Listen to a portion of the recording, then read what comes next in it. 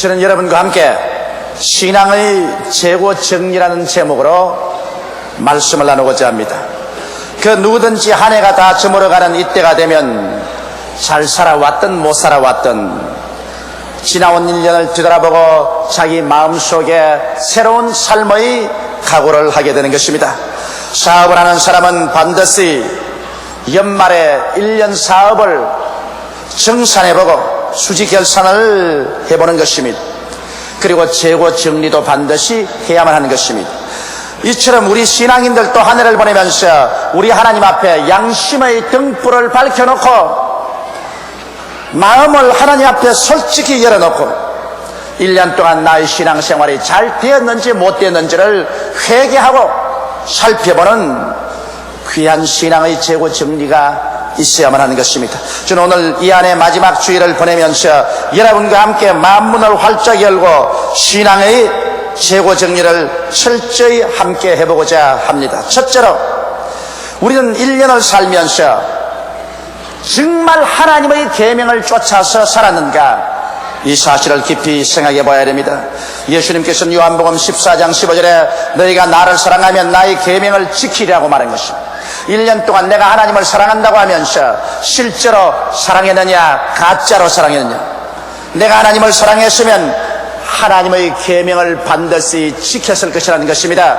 예수님께서 친히 말씀하기를 내가 아버지의 계명을 지키고 아버지 사랑 안에 거하는 것처럼 나의 계명을 지키는 자는 나의 사랑 안에 거하리라고 말씀하신 것입니다. 그러면 주님이 말씀하는 계명은 무엇일까요? 너무 잘 아는 십계명인 것입니다. 우리는 오늘 이 시간에 십계명에 우리 자신을 비춰보고 내가 과연 지난 한 해 동안에 이 계명을 지키며 살았는지 살펴보아야 할 것인 것입니다. 성경에는 내 앞에 다른 신을 두지 말라고 말하셨습니다. 우리는 1년 동안 단군신을 세우려고 하는 무리들에게 적극적인 대처를 해서 반대를 했습니다. 단군을 국신으로 삼으려고 하는 일에 대해서 우리는 교회적으로 일어나서 열렬히 반대했습니다만 과연 내 앞에 개인적으로 다른 신을 혹시 준 적이 없는가? 내가 시험에 들어서 혹시 다른 종교에 가서 우상에게 절한 적이 없는가? 이러한 일이 있으면 하나님 앞에서 철저히 회개해야만 되는 것입니다. 성경에 우상을 섬기지 말라고 했는데 우리는 금이나 은이나 보석이나 나무나 돌로 만든 우상에게 절은 안 했지만은 혹시 내 마음의 보좌에 하나님을 앉혀놓는 대신에 내 부모나 형제, 남편이나 아내, 자식이라도 또 부귀의 영화 공명이나 세상의 권력을 신으로 앉혀놓고 신앙의 나라의 액세서리로 삼고 살았지 않은가? 여러분, 눈에 보이는 우상보다도 눈에 보이지 않은 탐욕의 우상을 내 가슴의 보좌에 앉혀놓고 탐욕의 노예가 되는 것은 무서운 우상 숭배인 것입니다. 이런 우상 숭배를 했으면 그 탐욕의 우상을 오늘 박살을 내고 예수 그리스도를 마음의 보좌에 앉혀야만 하는 것입니다.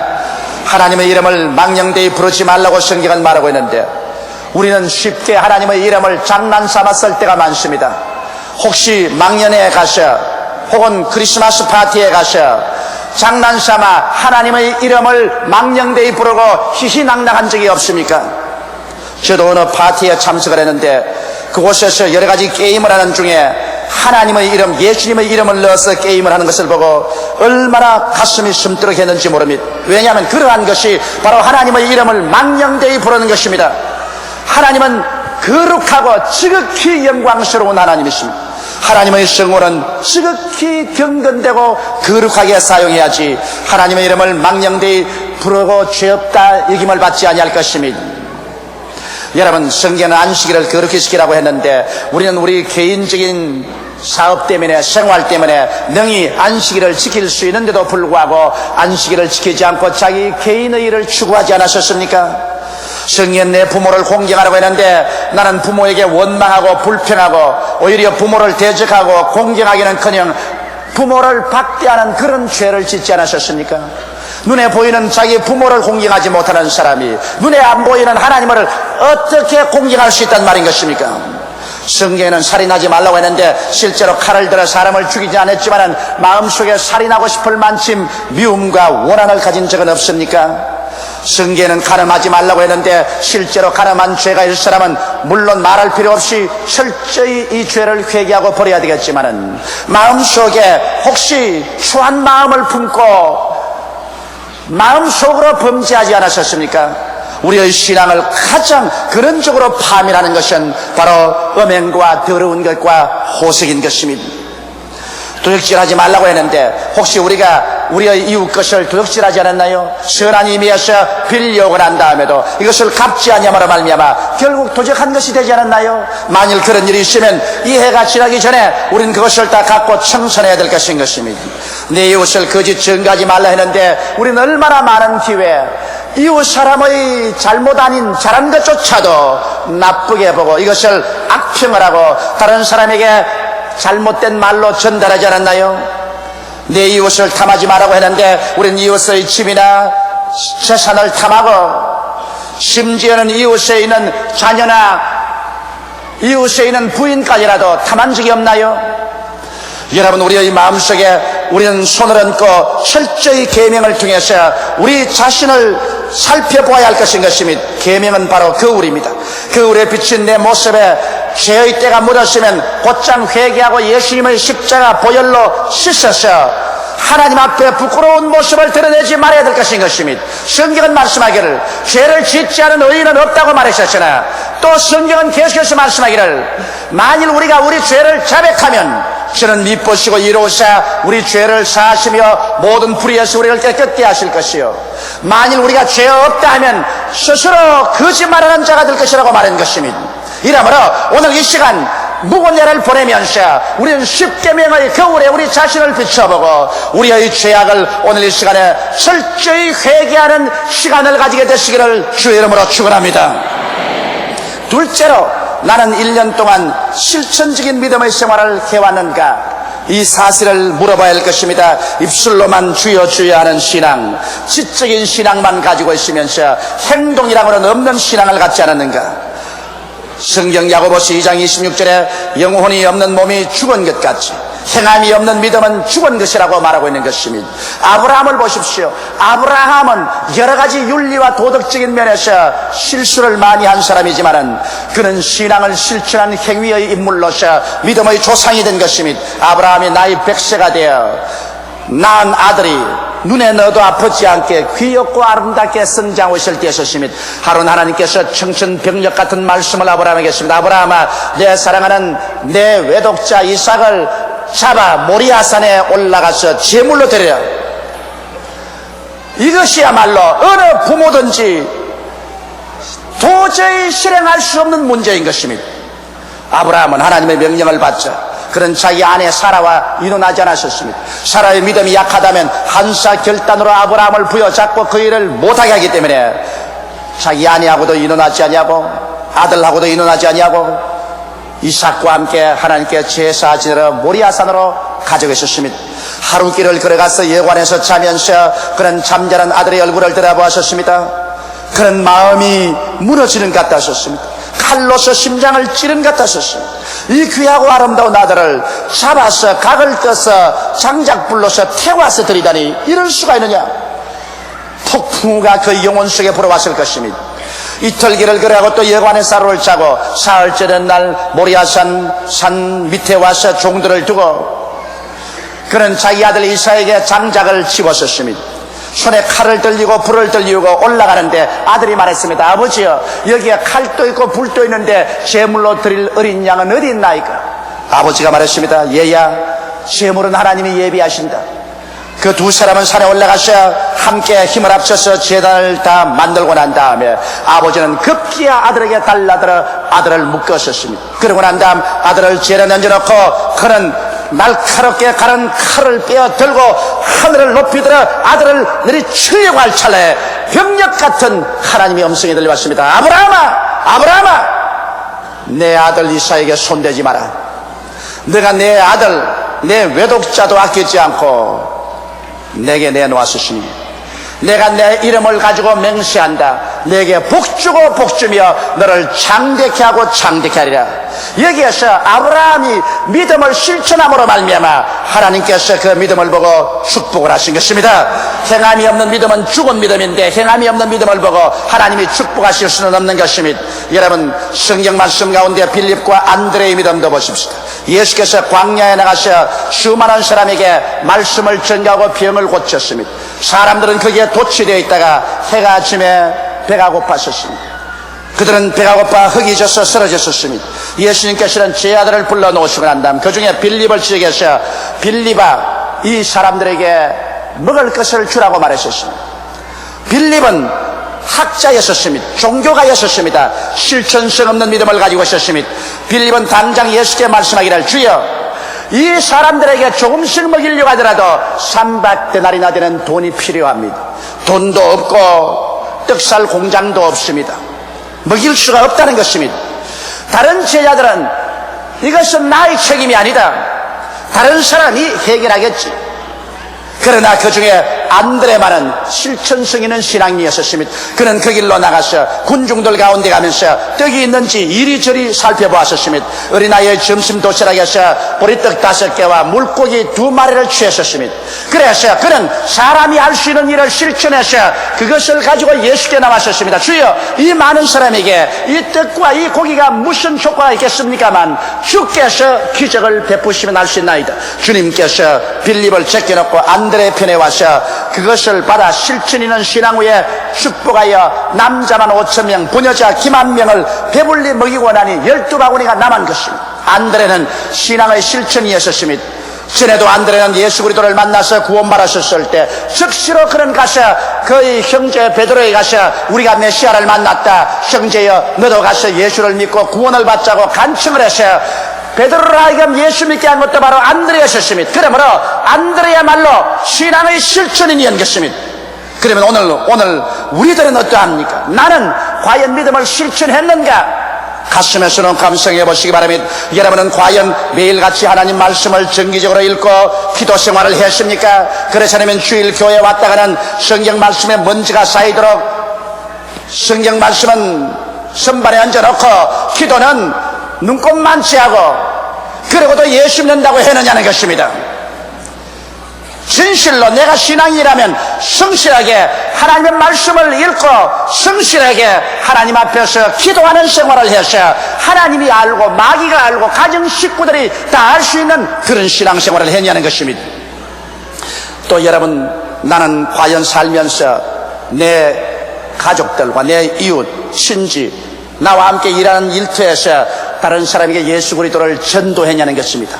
1년을 살면서도 자기 입을 한일자로 테이프를 붙여놓고 자기만 믿고 남에게 예수란 말 한마디도 전도하지 못하는 벙어리 신자가 아니었냐는 것입니다.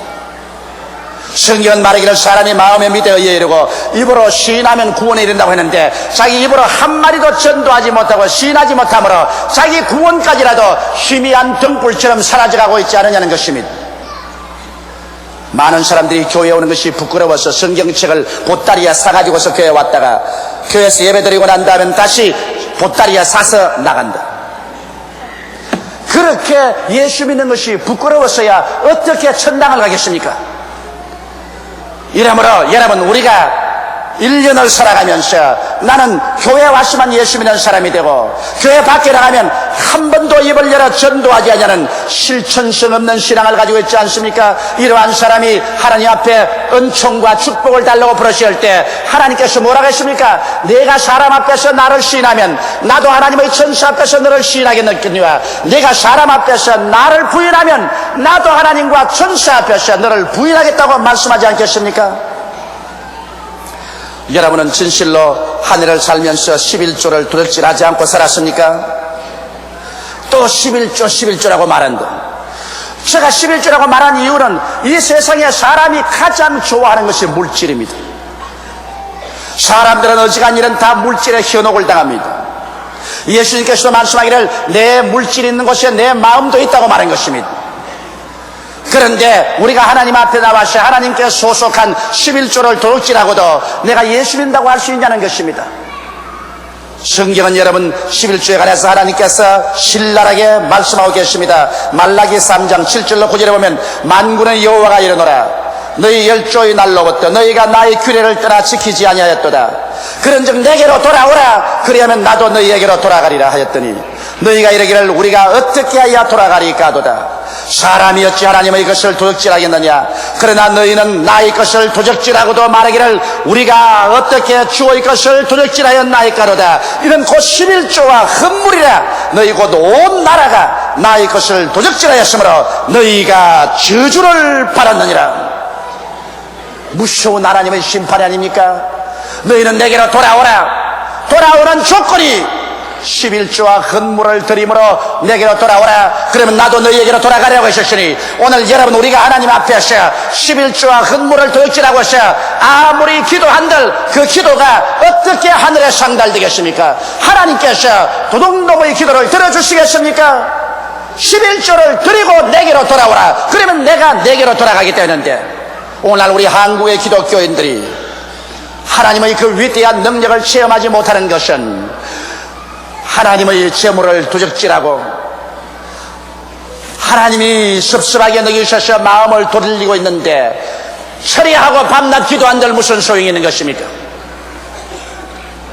그러므로 오늘 우리들은 모두 다 하나님 앞에서 11조 도둑질하지 말고 하나님의 것을 하나님께 돌려야 되는 것입니다. 성경에 말씀하기를 너희 온 나라가 저주를 받았다. 오늘 사람들은 애쓰고 힘써서 좋은 집도 짓고 좋은 물건도 갖다 놓고 행복하게 살려고 하지만은 그 집이 저주를 만났고 물건이 저주를 받았고 생활이 저주를 받았었습니다. 그러므로 옛날보다 더 많은 가정이 파괴되고 더 많은 고아들이 생겨나고 범죄가 더 많아지고 불행한 사람이 더 많아지는 이유가 왜 그렇습니까?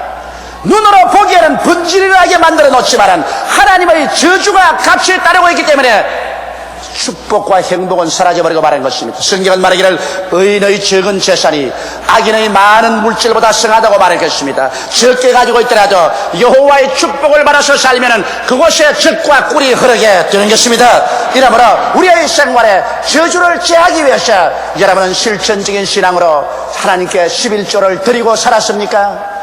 만일 그렇지 않았다면 여러분은 여러분의 생활 속에 드글드글 붙은 그 저주를 떼버리기 위해서라도 회개하고 새해에는 하나님의 물건을 도둑질하지 말아야 될 것입니다. 셋째로 나는 1년 동안 긍정적인 인생관을 갖고 살았는가 생각해 보시기 바랍니다. 하나님께서는 부정적이고 절망적이며 좌절하고 희망을 잃어버린 사람하고는 절대로 같이 하지 않습니다. 이스라엘 백성이 가데스 바네에 왔을 때 모세가 12명의 정탐꾼을 가나안 땅에 보내서 40일을 정탐하고 오게 했는데 그 중에 10명은 인간적인 척도로서 사물을 보았었습니다. 그래서 그들은 말이 산은 높고 골은 깊고 땅은 주민을 삼키고 성벽은 크고 그곳에 사는 사람은 네피림의 후손 아낙자손 대장부가 살아서 우리가 스스로 비교해봐도 여치새끼 같더라. 우리의 처자가 사로잡히리니 우리는 결코 그 땅을 점령하지 못한다고 악평에서 부정적으로 말하셨습니다. 그러고 난 다음 군대를 장관을 세워 애굽으로 돌아가려고 말하셨습니다. 여러분 이 사람들은 부정적인 말을 했습니다. 하나님께서 그 부정적인 말을 하는 절망적인 사람을 그 자리에서 죽이고 그를 따라온 사람 이스라엘 백성들을 광야로 회진시켜 40년 동안 광야에서 방황해서 다 죽고 그 뼈가 사막의 태양에 바래지게 만들어버리고 말한 것입니다.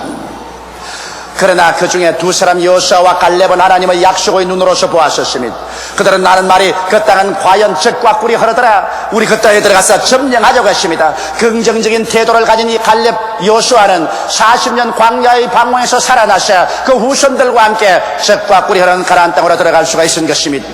우리는 어떠합니까 여러분? 우리가 비관적으로 인생을 보려면 얼마든지 그 재료가 있습니다. 우리의 환경 가운데 나는 못 산다, 나는 안 된다, 나는 할 수 없다, 나는 절망이다, 나는 비관적으로 본다. 그것이 얼마든지 있습니다. 개인적으로도 가정적으로 국가 사회적으로 비관하려면 비관할 수 있는 것은 얼마든지 있어요. 그러나 우리 예수 믿는 사람들이 하나님의 언약과 하나님의 축복의 말씀을 통해서 인생을 희망적으로 바라보면 또 얼마든지 희망적으로 바라볼 수 있는 것입니다. 긍정적이고 적극적이며 창조적으로 희망을 가지고 인생을 바라보는 그 사람과 하나님은 같이 하여 주시는 것입니다. 사람들은 우리 한국의 현실과 미래에 관해서 우리하고 비관적으로 생각하는 사람이 많습니다만 나는 그렇게 보지 않습니다. 우리는 5천년 역사 가운데 억센 역사의 도전을 이겨온 민족인 것입니다. 5천년이나 살아오면서 이겨온 이 역사적 도전을 현재 20세기에 와서 다가오는 도전을 우리 민족이 이기지 못할 리가 만무한 것입니다. 더구나 우리 한국은 지금 하나님 백성들이 1000만 명이나 있습니다.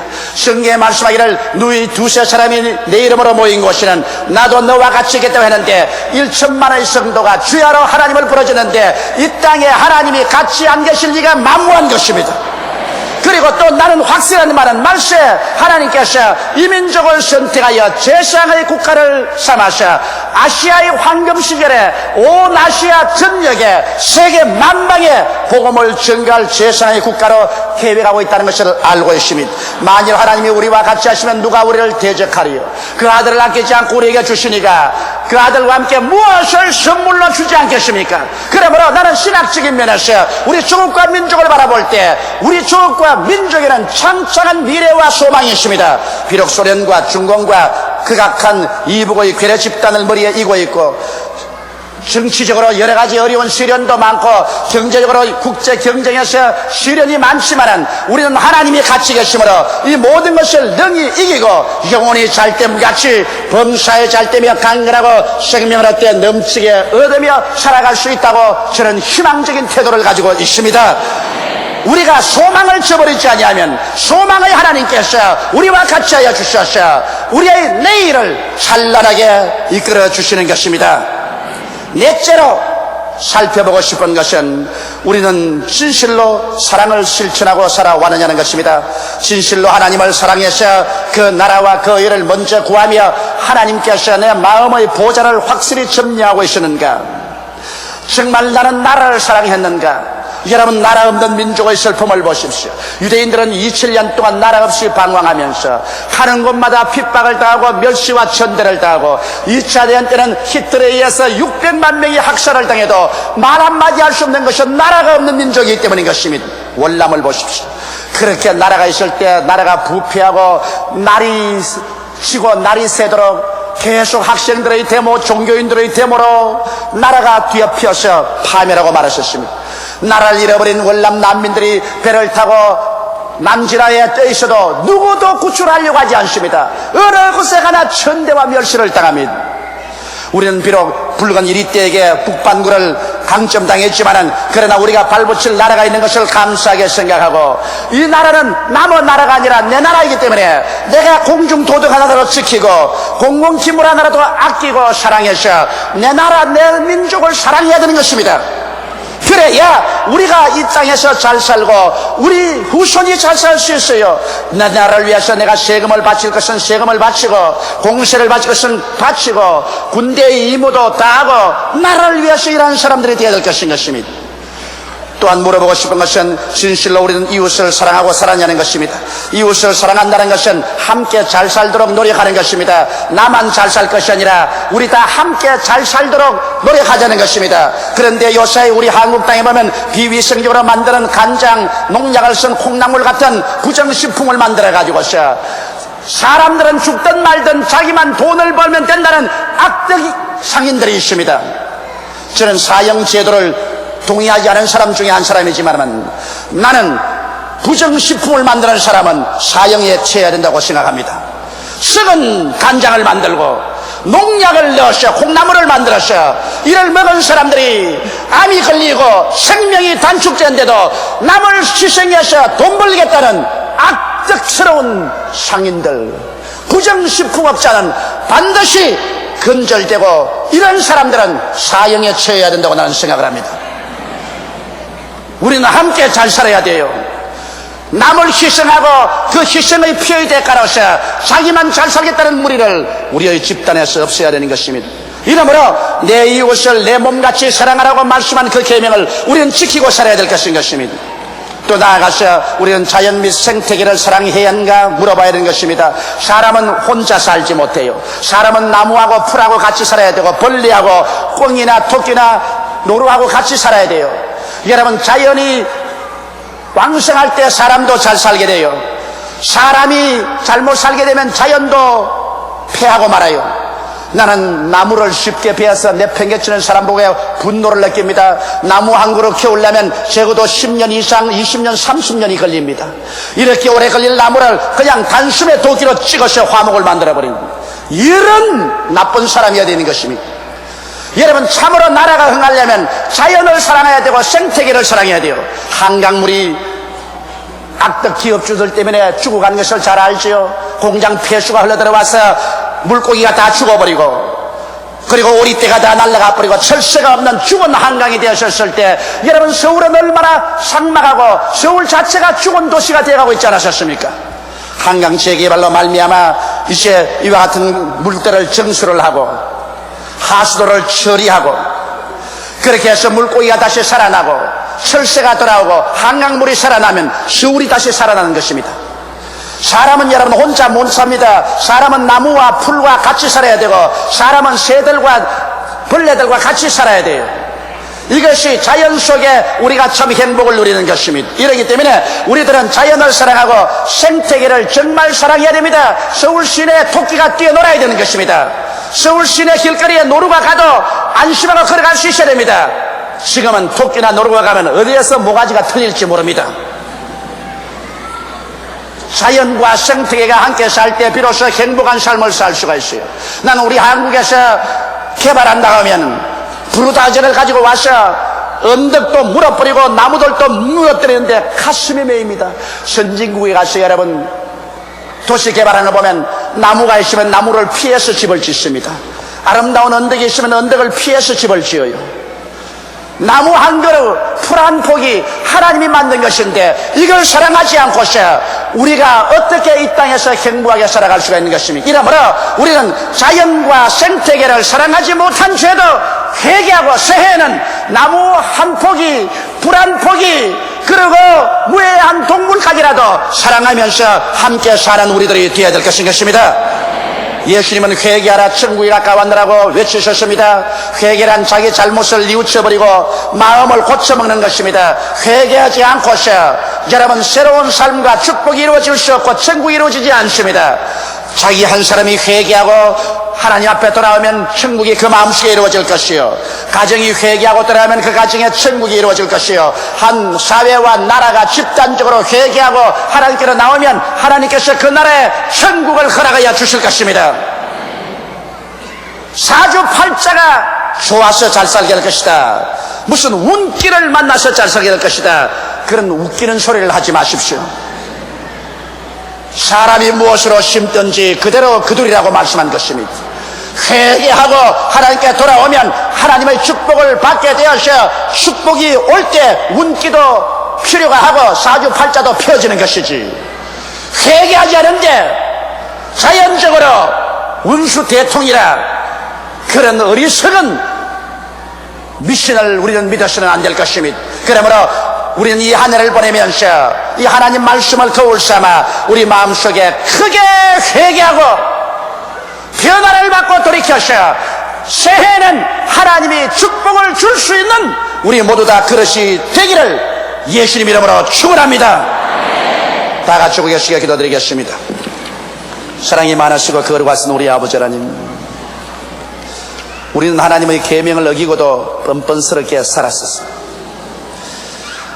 그러고도 필요할 때는 주의 이름을 남보다 더 목청을 더 구워서 불렀었습니다. 나의 계명을 지키는 자라야 나를 사랑하는 자라고 했는데, 그리스도를 사랑한다고 하면서 계명은 어긴 것이 너무나 많았으니 주여 용서하여 주시옵소서. 믿는다고 말은 하면서도 지적으로 믿었지 실천성 없는 신앙으로 말씀도 기도도 등한히 하고 전도도 등한히 했으며 11조 도둑질한 일도 많이 있습니다. 하나님 아버지, 행함이 없는 믿음은 죽은 믿음인데 죽은 믿음을 가진 우리를 용서하여 주시옵소서.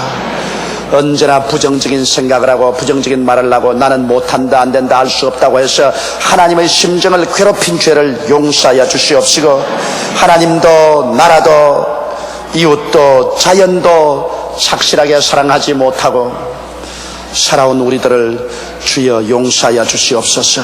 세상에 살기 바쁘고 급해서 그렇다고 변명을 하지만은 하나님의 축복이 없이 사니까 그렇게 세상이 살기 힘들고 급하지 않습니까?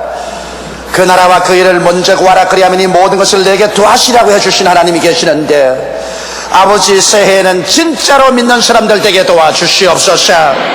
하나님과 함께 살게 되게 도와주시옵시고, 하나님의 능력으로 영원히 잘됨같이 범사에 잘되고 강건하며 생명을 얻되 넘치게 얻어 하나님을 더 뜨겁게 사랑하고 이웃을 내 몸같이 사랑할 수 있는 여유를 가지고 살게 되게 도와주시옵소서. 예수님 이름 받들어 기도하옵나이다. 아멘.